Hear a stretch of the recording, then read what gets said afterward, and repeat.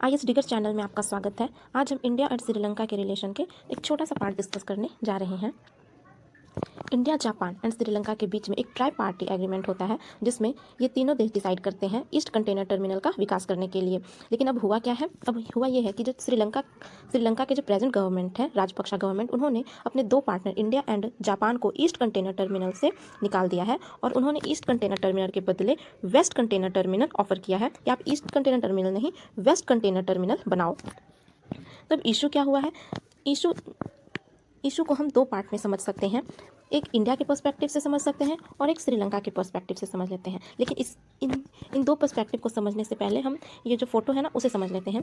ECT का मतलब होता है ईस्ट कंटेनर टर्मिनल। एसएलपीए रिप्रेजेंट कर रहा है श्रीलंका पोर्ट अथॉरिटी को एंड सीआईसीटी रिप्रेजेंट कर रहा है कोलंबो इंटरनेशनल कंटेनर टर्मिनल को। ये जो सीआईसीटी प्रोजेक्ट है वो चाइना के द्वारा बनाया जा रहा है और ईसीटी जो हम अभी बता रहे थे ये ईस्ट कंटेनर टर्मिनल है। यही प्रोजेक्ट इंडिया, जापान और श्रीलंका के द्वारा बनाया जा रहा था। अब इशू हम समझ लेते हैं। इशू में हम लोग सबसे पहला पार्ट हम श्रीलंका के पर्सपेक्टिव से समझते हैं। श्रीलंका क्यों नहीं चाहता कि इस प्रोजेक्ट को इंडिया और जापान डेवलप करे? तो फर्स्ट कंसर्न है श्रीलंका के लिए ये जो ईसीटी है, ईस्ट कंटेनर टर्मिनल, वो चाइना द्वारा बनाए जा रहे सीआईसीटी के नज़दीक है।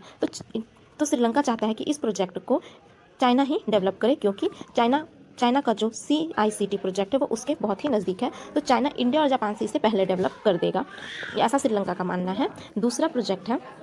दूसरा कारण है कि जो श्रीलंका का वेस्ट पार्ट है जिस पे इंडिया को कहा जा रहा है डब्ल्यूसीटी डेवलप करने के लिए, तो जो श्रीलंका का वेस्ट पार्ट है वो बहुत ज़्यादा डेवलप नहीं है। अगर इंडिया और जापान के द्वारा वहाँ वेस्ट कंटेनर टर्मिनल डेवलप कर दिया जाता है तो श्रीलंका को बहुत फ़ायदा होगा। अब हम इसे इंडिया के पर्सपेक्टिव से समझते हैं कि ये जो इंडिया क्यों डब्ल्यूसीटी में उतना इंटरेस्टेड नहीं है। तो पहला रीज़न ये है कि जैसा कि हम जानते हैं इंडिया और चाइना के रिलेशन के बारे में बहुत अच्छी तरह से, तो चाइना जो है वो इंडियन ओशियन रीजन में अपना पकड़ बनाना चाहता है और इंडिया ऐसा नहीं चाहता। को ऐसा कि मैंने पहले ही बताया कि ज़्यादा डेवलप नहीं है और अगर इंडिया यहाँ पे इन्वेस्ट करता है तो इंडिया का इन्वेस्टमेंट जो एक्सपेंसेस है वो ज़्यादा आ जाएगा देन ईसीटी के तुलना में।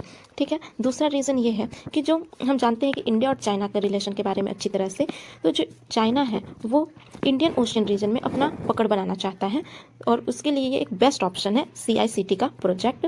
तो इंडिया चाहता है, इंडिया ईसीटी के थ्रू चाइना को काउंटर करना चाहता है। आशा करती हूँ कि आपको ये टॉपिक अच्छे से समझ में आया होगा।